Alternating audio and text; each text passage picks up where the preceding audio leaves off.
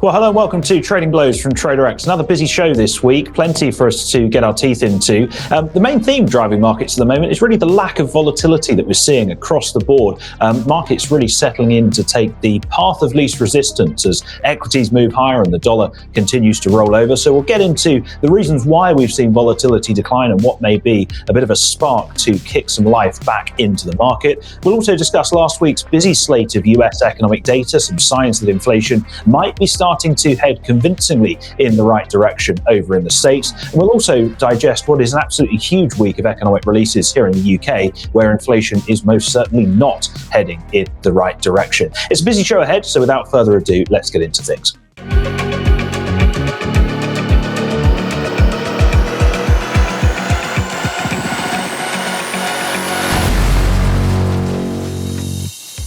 So plenty for us to get into this week. Without further ado, let's meet our panelists. As always, they will score points for a great answer, going head-to-head over 4 rounds. The better their response, the more points they will score. And of course, there is the threat of points being chalked off if a dispute is raised over what they have to say.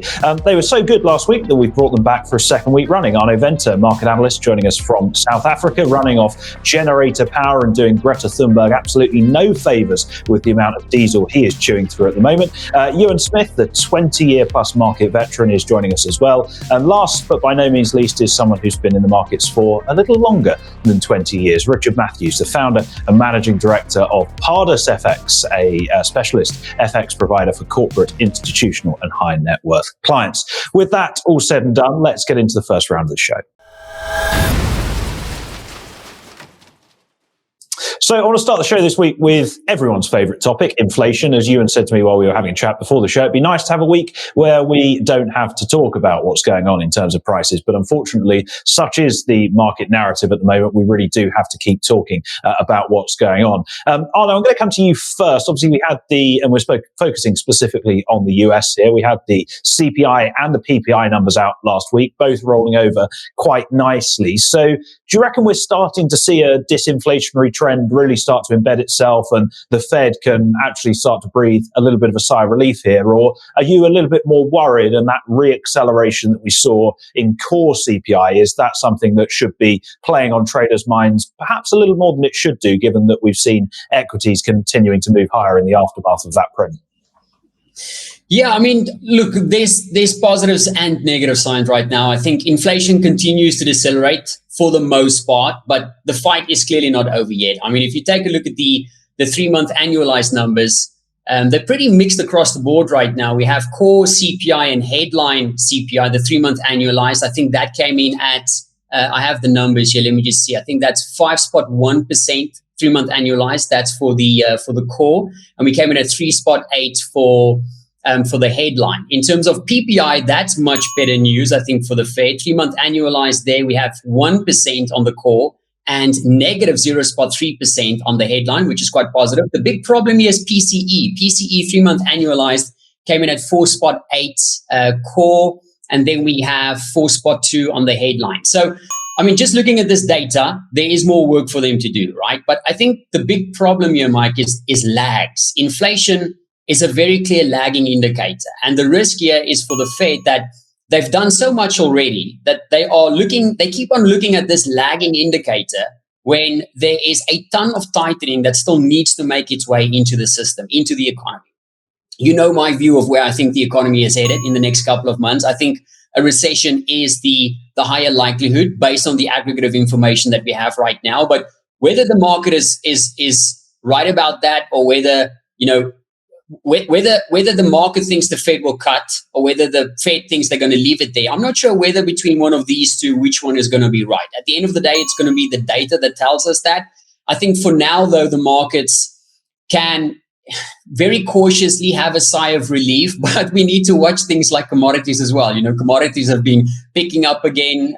We've seen oil especially breaking higher with the recent OPEC news. So I think there's reasons to be cautiously optimistic right now that yes, even though things like core is still sticky and even though we're not over yet, it's very much a lagging indicator. And I think that when a lot of this data that we've seen, the aggregate of the economic data, when that starts to really make its way into those lagging indicators, I do think there's going to be more downside to be had. I'm not sure how soon we're going to get back to their target, but at this stage, I think they'll be happy with anything just above 3% on the headline, if we can get there.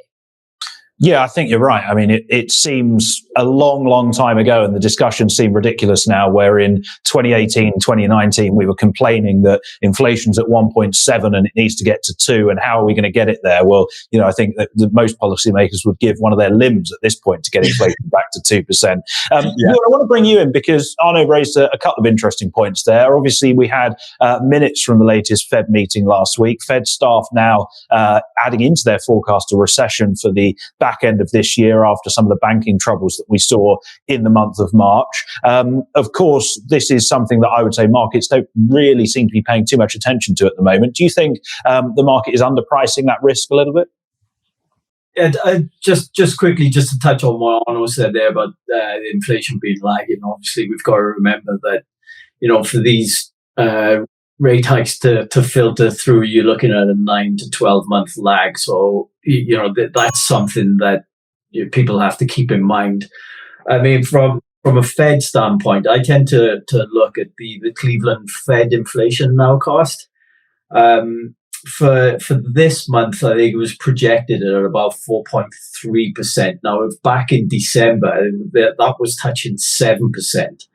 The Fed model is actually quite has done quite well, and it compares quite favorably to some of the other indicators out there. Having said that, you tend to go back and you do a lot of work, how asset classes tend to do, when inflation peaks and stuff like that. So I've done, a little bit of work for a couple of friends. And it does look like, the stock market, it does deliver, positive returns after inflation peaks. So if we're looking at that Cleveland Fed inflation nowcast, then we've probably peaked back in December. So, provided growth holds up, then there's a good chance that we could see some positive returns. Having said that, the manufacturing data out of the US, the ISM came in at 46 last week. I mean, that's similar to levels that we saw, just in lockdown and the financial crisis of 2008. So US manufacturing is something that you have to take into consideration there. I do think, the Fed's probably getting close to a pause, but I'm not sure now, having seen all the data, whether they'll cut rates without seeing a true recession. And having said that, I mean, I was looking at the probability of a recession, according to Bloomberg's consensus, that's up at, 60%. The market implied probability is actually more of a coin toss. So I think we should be looking at the data, or the economic data, as opposed to the inflation data itself. Yeah, no, I think that's a really interesting point. And of course, we get this manufacturing and services divergence that you alluded to is something that we're seeing not just in the States, but also in the UK and in Europe. And we get the latest flash PMIs from S&P Global, or whoever they are these days. I'm not sure what they're branding themselves. They are coming out on Friday. So, of course, that will be well worth a look. Dick, I want to bring you in because I remember at one point, I think when we first started putting this series together, you were calling for a Fed funds rate up near 6%. Are you still on that bandwagon, or are you dovishly revising that guess just a little bit? No, I'm still on that bandwagon. I don't think you're going to see inflation drop until you see a really big recession. So I think anyone who doesn't believe that is bonkers, because you just got to have that to say it down. So I still see rates higher for longer. Same old mantra. I don't think there's a hope in hell of them cutting this year. As things stand at the moment, there might be something absolutely untoward comes out of it that throws that out of the water. But I don't see them cutting at all. I think last week's figures from America was slightly influenced by items dropping out of the basket from last year, which had risen very sharply. Gasoline's down quite sharply as well. But the picture going forward, I think, is slightly different. I think that, you've got commodity prices rising. Wheat, as I've been harping on about, sugar's now rising quite sharply. And I still think there's a threat of further price rises in oil and gasoline. Certainly, Biden's missed his chance to top up the strategic oil reserves.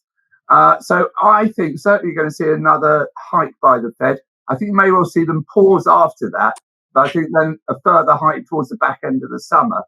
But I want to harp back on something else. I'm going to say something really unusual.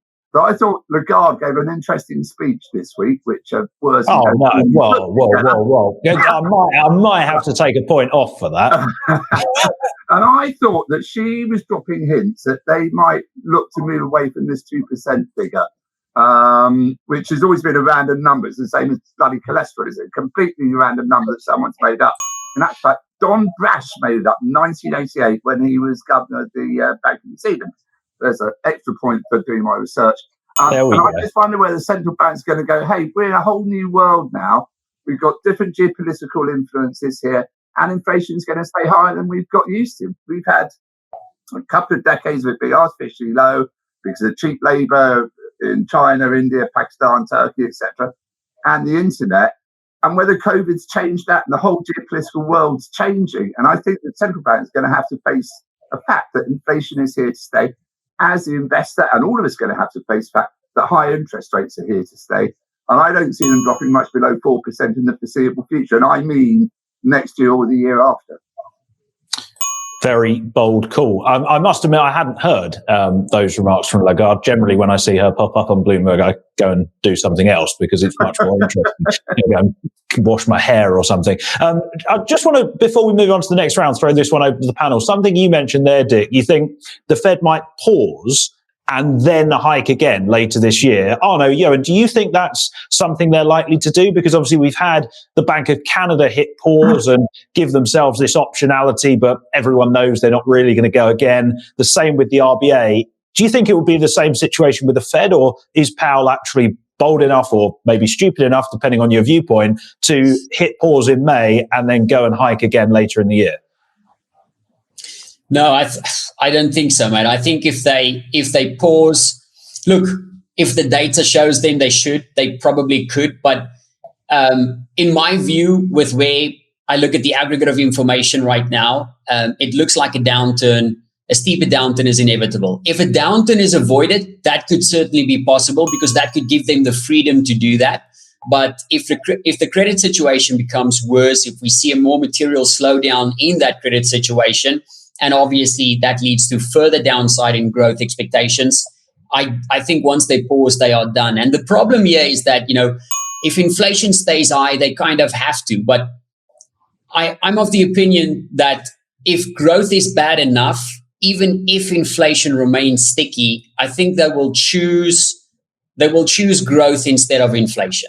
I know that's a bold call, but I don't see them, standing by when unemployment rate jacks up massively. If that starts to happen, I think they will choose growth over inflation, even if it remains sticky. Maybe that means going into 2024, that could open up hikes again. But at least where we are now, I think once they pause, they're probably done for the year. Would you agree with that, Ioan?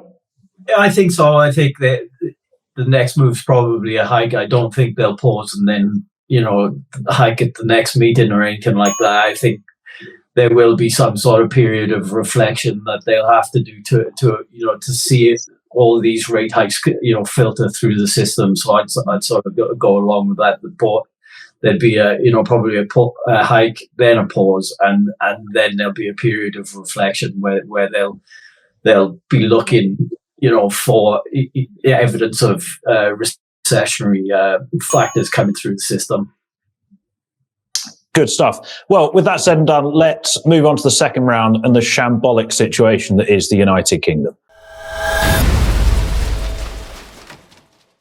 Oh boy, where do we start with this one? It's a big week of data out of the UK this week, and I can tell that Dick is itching to have his say on it, so we'll get to him in a second. Just to recap what's going on, we obviously had the labour market numbers out of the UK on Tuesday, unemployment ticking higher to 3.8%, but earnings growth remaining around the 6% mark on a yearly basis, both including and excluding bonuses. So a little bit of a messy one, in all honesty. You're seeing unemployment would say signs of slack, earnings say actually things remain pretty tight, and it starts to make you question, are wages starting to chase after inflation? On the subject of inflation, we had the inflation numbers out on Wednesday morning, and it was a bit of a car crash, let's be honest. Headline CPI rising 10.1% on a yearly basis in March. That's the 7th month in a row that we've had an inflation print in double digits, and it's now 9 months since inflation first went north of that 10% handle, all the way back in August of last year. The core CPI print staying sticky as well at 6.2% on an annual basis. So whatever way you frame that, I would argue that is pretty grim. We also had a downside surprise on the GDP numbers last week, the economy going pretty much nowhere in the month of February. And of course, the week wraps up on Friday with the latest retail sales figures and also those PMI surveys that I alluded to.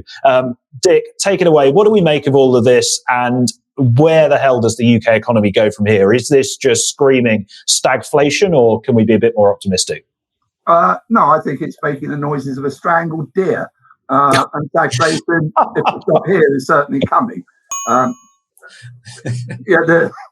It's just an absolute car crash, isn't it? Whatever the IMF and OBR and whoever else forecast, they're always wrong. But without a doubt, GDP is just bouncing along the bottom. It's not increasing. It's stagnant. Inflation is still much, much too high. And I will come up with my favourite subject, because I have porridge every day for breakfast. The price of porridge has gone up 35% in the last year, and cheddar 28.3%, my second favourite lunchtime snack. And this is feeding through to inflation. And I was talking to someone last night saying, what they're asking what I thought the inflation figures were going to be today. I said they're going to be worse than people expect, because you just have to go and do your shopping. You know, it's 17, 18%. Now, without a doubt, some of that, and I'm going to be unpopular here, are supermarket profiteering. So if I was trading equities, I'd be looking closely at Tesco's and Sainsbury's and whatever, and looking to buy some shares in those, purely because food prices aren't moving that rapidly. And there's all sorts of weird and wondrous things. You go and buy a dozen sausages, you get home, there's 10, but it's the same price you would have paid for 12. And I do all... You haven't got someone nicking them out of your basket, have you? Yeah, I should put my basket with me. And then, of course, we have the shambles of the flippy floppy Bank of England, led by the worst central banker at the present time, and definitely the worst governor of the Bank of England I've seen. And I know you always go, when I was in the war, over 50 years, there's been no one to get anywhere near him. I thought Carney was a car crash, but Bailey is just absolutely hopeless. Will they raise rates in a couple of weeks' time? Well, they should. And if they do, they're only going to raise them by 25 basis points at the most. For me, they should come in, whack it up by 1%, and that's it. And just sit back and see what happens. But they flip-flop around. Will we, won't we? They send out the wrong noises through their spokespeople. And it's just a nightmare going on. And just going back to wage rises, I'm in the private sector like all of us. I'm looking and seeing nurses and doctors and everyone else demanding these huge pay rises. And I think to myself, God, I'll ask for a pay rise as well. I'm poorer. I'm going to go for a pay rise. And I won't muck around with 5%. I'm going to go for 10%. So I think that's a self-feeding narrative that we're in danger of getting hold of. And it does, and again, I'm going to harp back, it does take me back to the 70s and 80s. And both of those periods, you had a time when inflation stabilised and then took off again. And that's my other worry here, that if it does start to subside and people go, oh, great, everything's over, we're off to the beach, we're off on holiday, everything's fine, and inflation will take off again. So we have the worst of all worlds. We've got no productivity, we've got prices rising, and a net Bank of England. After that, I will now shut up. Well, at least Dick's told us what he really thinks. Where are you on all of this? Do you think that particularly that final point, obviously, growth is coming lower, productivity is non-existent. How big of a problem is this for UK assets going forwards?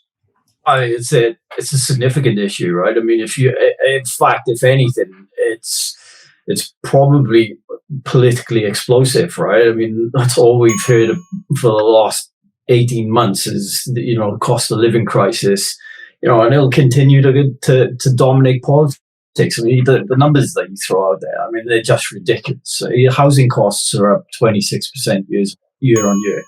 Food price inflation at a 45-year high. And I'm with Dick on the point that the food prices, it's probably more down to profiteering from the supermarkets, rather than anything else. Interestingly, PPI was the lowest in 17 months. I mean, it is still elevated, but the rate is coming down. I mean, ironically, the Bank of England raising rates, and then, it just adds to mortgage and rents, perpetuating this cycle. So something has to give. And the other issue as well, I mean, there's a new member of the MPC. How many members have they changed now in the last month or so? Is that 2? It's quite a few. Yeah, there has been over the last kind of 12 months or so, there's been a decent turnover. The turnover of people on the MPC doesn't give you much, hope that they'll have things under control. I mean, there's too much change in a very tumultuous period. Probably, like Dick was saying, the worst period since the 70s, and they don't have any stability in the monetary policy committee as there is. No, I think you're absolutely right. I guess the only good thing about the turnover is it means that Temrero is finally leaving. So she can don't have to worry. She can take a Erdogan-style economics somewhere else where it might be more appreciated. Arno, I want to come to you. Obviously, things are not great, unfortunately, whether you look at the data or whether you live through it, like us three are, although we obviously do have electricity, so I guess that's a slight bonus. Yeah, exactly. 1-1. Things are pretty grim. Inflation's high, growth's non-existent, productivity is on the floor. Why is cable trading at 125? Well, let me firstly mention something. I do think Bailey is contender for the bottom spot, but Governor Lowe, I mean, I think that's a tight race between the RBA and the BOE. I'm struggling to figure out which one is worse, but I think I'm probably siding with the RBA on this one. But anyway, in terms of sterling, we've spoken about this quite a lot over the past, what's it been, 7-8 weeks now, and I think a lot of what we're seeing for sterling right now is down to relative attractiveness. And what I mean by that is, if you look at how bad things was expected to be going into this year, we were expecting this massive dark cloud of growth and everything was expected to be negative. And to be fair, the economy doesn't look great. Inflation is high. There is a lot of stress in the system. But I think what we're seeing here in sterling is really what we've been playing to over the past 8 or 9 weeks now, is that with the markets, if your baseline is that everything is bad and it's a super deep recession and growth is going to, fall off a cliff, if that's your baseline, and then you start seeing data points which doesn't confirm that bias, you tend to see a bigger reaction on positive data than negative data. And that's the way that we've been, trading sterling over the past, let's just call it 2 months now.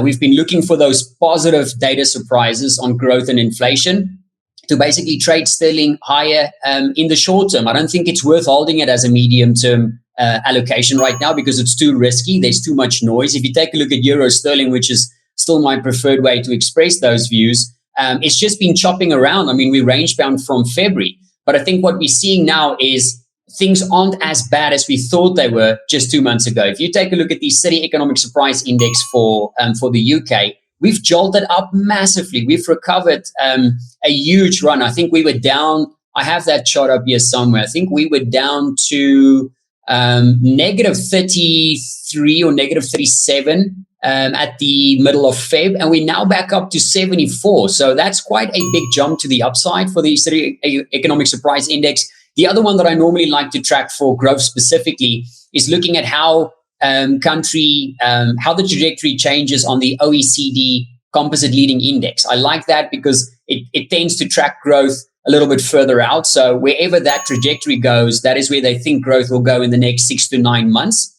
And if you take a look at that, yes, the UK still has the bleakest growth profile of all of the majors, but the trend is ever so slightly starting to move in the right direction right now. And again, things are bad, But right now, it's not as bad as everybody thought it would be 3 months ago. Can that change? Absolutely. And if the data comes in negative, I won't be looking to trade sterling on the positive side. But right now, with growth recuperating, at least from a relative basis, I still think that the edge, at least the way that I'm looking at it, is when there's a big upside deviation in growth and inflation data, I'll be looking to trade euro sterling lower as a short-term play, as we did earlier today as well. Well, there you go. When we all go and spend £7 on a pint on a Friday after a long week, or dick on a tonic water, we can all just think, isn't it good that things aren't quite as bad as they otherwise could have been? That really does provide me with some solace and will help me sleep easily tonight. Let's move into the second half of the show. So I want to talk about equities, European equities in particular, because they are starting to find quite a lot of love, actually. If you look at the performance, and obviously you've got to normalize it and throw it into dollars in order to be able to do this, but there's some pretty significant outperformance coming through in Europe compared to what we're seeing in the States. The DAX is trading at its highest levels in quite some time. The CAC 40 over in France is pretty much as near as makes no difference at record highs. The Stoxx 50 is at its best levels since late 2007, and then the broader stock 600 gauge is up around 12-13% on the year. The S&P, for context, is up around 7 or 8%. So some pretty nice outperformance coming through in Europe. Some momentum starting to build as well. I think we've had 4 straight weeks of gains in most European equity indices, and mercifully we can include the FTSE in that as well. Ioan, I'm going to start with you. What do we think is the main reason behind this? And is this something that is likely to continue for some time to come? What's interesting is, like you said, like whether you thought that it was, Eurozone policy divergence at play. I'm not sure it's that. I mean, when we raised the topics that we were going to discuss, so it's one of the first things I thought to look for was, the valuation gap. And you can see the valuation gap between US and Europe. That's even adjusted for sector skews. It's very large compared to the average. So, I mean, European stocks, for a start, they're much cheaper from a valuation standpoint. You also got to take into account that there's a very low equity risk premium in the US as well. So there's very poor risk reward for stocks. I mean, I've seen, some people in the market calling for a, 25% downside on the S&P based on where the risk premium is at the moment. I don't necessarily subscribe to that, but, that's out there. That's what some people are thinking. Again, strength in the euro may be contributing with, to that standpoint. Even with all the hike in the ECB has done, that, the real tenured German yield is practically zero. So it's the same level as Japan, and they've got yield curve control. So financial conditions, especially in Germany, and notwithstanding all the other countries in the Eurozone, is arguably still too loose. So that may be contributing to euro strength itself. But having said that, it does look like euro position is getting a bit crowded. And I did notice last week that some, leverage funds were, net short all major currencies against the dollar last week for the first time since January last year, which is quite interesting. Yeah, definitely. Arno, what are your thoughts on what's going on in Europe, European equities, the euro? Are these bullish trends that we're seeing likely to continue, or do you think it's a little bit too much too soon? Yeah, I mean, for me, the frenzy about Europe is difficult to comprehend. Like Ewan said, there's definitely a massive valuation gap when you consider it from a forward PE ratio perspective. Then there's a huge difference between European equities and US equities. But in my very non-expert way of looking at prices, something is considered relatively cheap when you have some room left to run, but the DAX, I think we're 1% away from the January 2022 highs. The CAC, like you said, reached an all-time high. Stoxx 50 is less than 1% away from all-time highs as well. So they don't seem relatively cheap to me on a price perspective, but obviously when you look at it from a forward PE ratio, I suppose it makes sense. But that for me isn't a good enough reason to expect that trend to continue. There's also been a lot of talk about European stocks being able to weather higher borrowing costs a little bit better than the US counterparts. Now, I mean, does European companies even know what higher borrowing cost means? The fact that everybody's comfortable that they can just weather the storm, I find it strange because they're not used to this type of environment. They are used to low rates, perpetual QE for such a long time. I don't see these companies just hanging in there because they suddenly just know how to get over, higher borrowing costs. Also, there's a lot of talk about the lower energy prices. I think that makes sense to some extent because higher energy costs was a major reason for downside last year. So the fact that that is out of the way makes sense for them to catch up, so to speak. But again, my argument would be, when does higher borrowing costs start to factor into that? Because lower energy prices is great, but when you have higher borrowing costs, that should still be a risk. I think the only arguments that really make sense, and this could see those trends continue, but it's not something that I would be invested in myself, is better relative earnings performance, right? So if my view of where the US economy is going is right this year, then there is a high chance that the US in the quarters ahead will see a much deeper earnings contraction compared to that of Europe. So from a relative earnings perspective, I suppose that could see some of it continue. I think the other one to focus on is China, right? Because China is the EU's biggest trading partner. I think close to 16 or 17% of all goods traded. And UBS was out with some interesting data. I think it was a week or so ago, where they showed that on the luxury goods side for China, it used to make up something like 33% of total sector sales back in 2019. That dropped down to, I think, 17% from the start of the pandemic. So if China is coming back into focus, then those types of sectors that tend to do well with China, like China-linked mining or luxury sectors, they can do really well. So that's maybe a way to diversify away from just looking at Europe and looking at things that could benefit from China recovering. I mean, we had some really good data out of China. Exports jumped up close to 15%. Markets was expecting a contraction. We had the highest loan demand index level, I think, in more than a decade reported last week as well. We had a good retail sales print, a good GDP data print this week. Now, again, can we trust that data? I'm just taking it for what it is at face value, right? For now, it looks like it's recovering. They're recovering. And if they do well, then I suppose that could continue to do well. But I'm not sure whether it's something that I would trade right now. They don't feel the reasons for expecting them just to continue going higher for me is just not good enough right now. But I missed the move, so I'm obviously sour grapes in terms of it. So you could say, if you miss the move, you're not going to like the move. But I just don't buy into it right now. There's good reasons for it, but I think when it comes to these types of questions, right?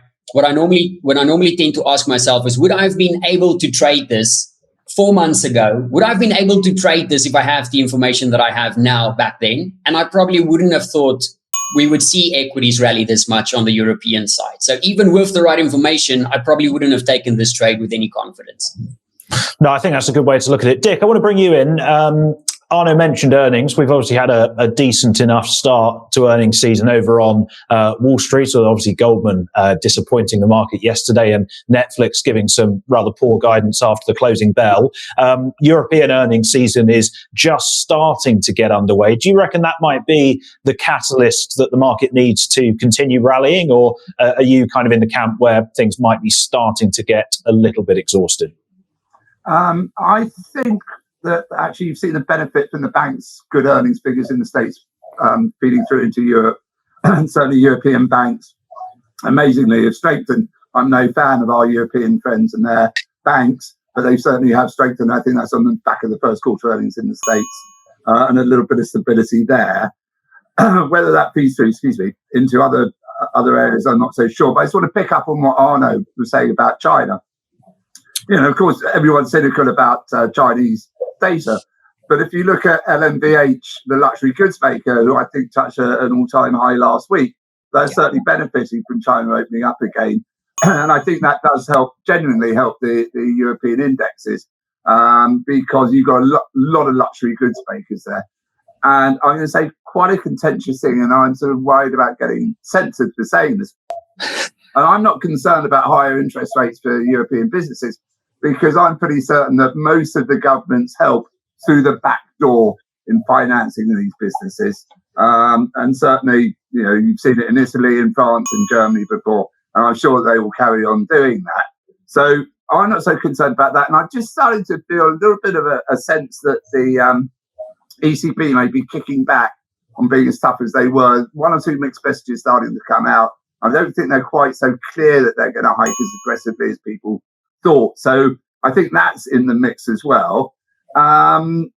It's a difficult one. I'm no great fan of Europe. I don't know how much impact President Macron, being the new leader of the free world, is going to have now he's cozying up to China. Presumably that helps French businesses and no one else, but I'm not sure that it's got much to run there. And then just coming back onto the euro, I think that's really just seen strength on policy divergence. And as the ECB start to wheel back or pedal back on hiking rates so aggressively, I think you might see some of the strength drop out of that against the dollar. Against sterling, I suspect you'd probably want to be long in euros and shorter sterling. But so to sum up, if I was looking to play, I'd look at the luxury goods makers very closely, as advertised by Christine Lagarde on a frequent basis. I'd be looking to buy Hermes or LMBH and equities like that. So, it's a strange one, isn't it, the European stock markets? I actually read somewhere, and I'm sure Michael will tell me why, that April is traditionally the strongest month of the year for flows into European equities. Is that correct? And is that a thing? And if so, why? I wasn't aware that was a thing. I know that April tends to be the strongest month or one of the strongest months for US equities. And there's long been a theory that it's to do with tax refunds and various sort of tax shenanigans going on, and people finishing their tax returns and then putting whatever's left into the equity market. Whether that phenomenon extends to Europe, I'm not 100% sure. But you do see that sort of thing coming through actually quite a lot in the markets, just more broadly. If you think about April is typically quite a good month for the pound. Obviously, that's the end of our financial year. Japan often see a similar phenomenon towards the tail end of March. So it's something worth having on the radar, but I certainly, it feeds into the decision making, but I certainly wouldn't make a trading or an investment decision solely based on seasonality. But I'll give you a point for mentioning it nonetheless, and we can move on to the last round.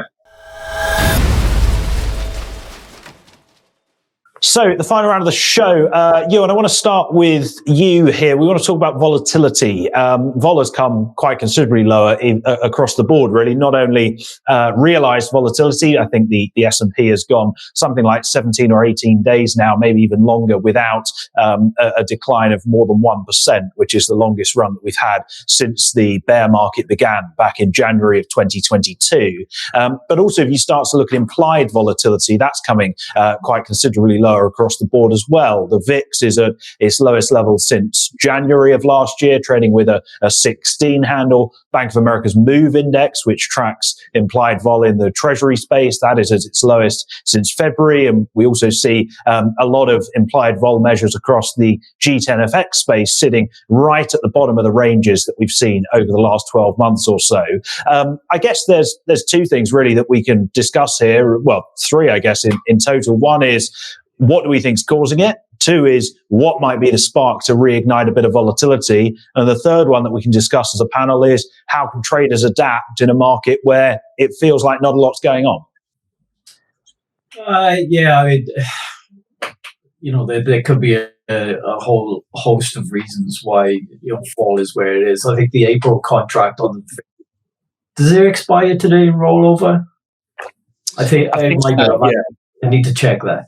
But then you look at the term structure on the VIX itself. It's become very steep. So I suppose in a way that's been a bit of a tailwind for the short ball trade. I always look at the VIX in relation to skew. So I mean, skew's quite high at the moment.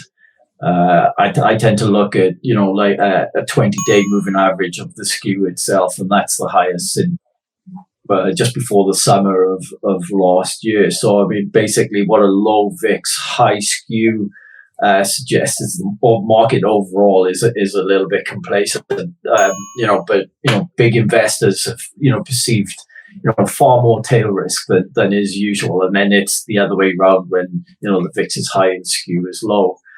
So, having said that, I was looking at the CFTC data, which suggests that, hedge funds have become biggest net shorts on the S&P since 2011.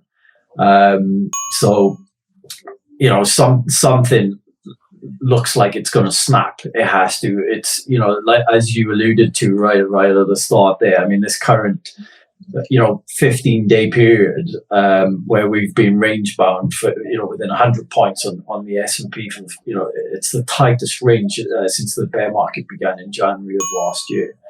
So it does sort of suggest that there's some sort of substantial move either way pretty soon. Whether earnings will be the catalyst for that, geopolitics, I mean, who knows? I think you just have to be nimble. I think don't be over-invested and keep a little bit of powder dry. I think that's very good advice. Arno, what do you make of the low vol environment across the board, really? As Ioan said, equities are going nowhere particularly quickly. It feels like we've settled into some ranges in the FX space and treasuries as well. What's your take on it all? Yeah, I mean, I totally agree. I think Ewan's point about the skew and volatility, that's something we looked at as well. And that's showing us there is definitely complacency here. I think where the problem comes in from a tradability perspective, right, is the complacency strong enough to fade the move? That's what makes it tricky, because there is some genuine reasons for why volatility has come down as well, if you think about it, right? I mean, whether the markets are right or wrong about it, they still expect the Fed to cut. That should be a positive input. Liquidity is still doing fairly okay, at least for now. And I know there's plenty of much smarter than me macro gurus out there that has explained to all of us why liquidity will be drained again. And when that happens, we can expect volatility to go up. But it hasn't happened yet, right? So until that happens, liquidity is still ample, at least for now. Bank earnings, as we mentioned, hasn't been as bad as everybody feared. There was also a very interesting chart out from Earnings Whispers over the weekend, where they showed that the divergence between what markets have revised lower in terms of earnings and the prior quarter's company guidance, there was a huge divergence between those two. So they actually reckon that markets were too pessimistic, as they normally are, but too pessimistic heading into this earnings season to start with. So that can also explain some of the divergence we see between implied volatility and realized volatility. And when realized volatility just started to push lower, I think that just dragged overall implied lower as well. And like Ioan said, markets got super short very quick. I think the markets were they were adequately bearish, if we want to put it that way, heading into this earnings season. So when that happens, it's kind of weird for implied vol to jolt higher. However, we are now at the stage where it's really the stairs up and the elevator down type of thing. When you have this type of complacency, when you have this low implied vol, it's not going to take a big spark. And when implied vol starts to jump, I think we could see some very, very nasty short-term moves to the downside. In terms of catalysts, I mean, I don't know, massively bad earnings. For now it's been okay, but next week we've got those big tech names coming up. If the earnings for them completely collapse, given the weighting, that could be a possible trigger to see some additional downside. We have the blackout period starting, I think, on Saturday. So that means that between now and Friday, if the Fed wants to give us more hawkish commentary, that could be a possible trigger to watch out for. Fed speak between now and Friday. We have monthly OPEX, I think, coming up on Friday as well. The 21st, we've got OPEX. So maybe option expiries could be a trigger as well. So I think there's a lot of catalysts that could trigger it. But in terms of, trading it without having a catalyst, I would be reluctant on just for the sake of fading it. I don't want to be caught off guard with the markets already being short heading into an earnings season like this, I would prefer from an equity perspective just to stay on the sidelines and wait and watch for now. No, I think you're right, and your point around the fact that volatility is so low, the catalyst needed to kickstart a decent move is a lot smaller and could potentially be a lot more minor than we might otherwise typically expect. Dick, I want to wrap up the show with you. What is your take on just the dearth of movement that we're seeing at the moment, or not seeing, more accurately? First off, I'm not sure how important it is why is volatility this low. It is this low. It's a fact. The price is there. Although I did read a really interesting tweet by Chris Weston today explaining the reasons, or several reasons behind it dropping down the way it has. Who's that? Who's that bloke?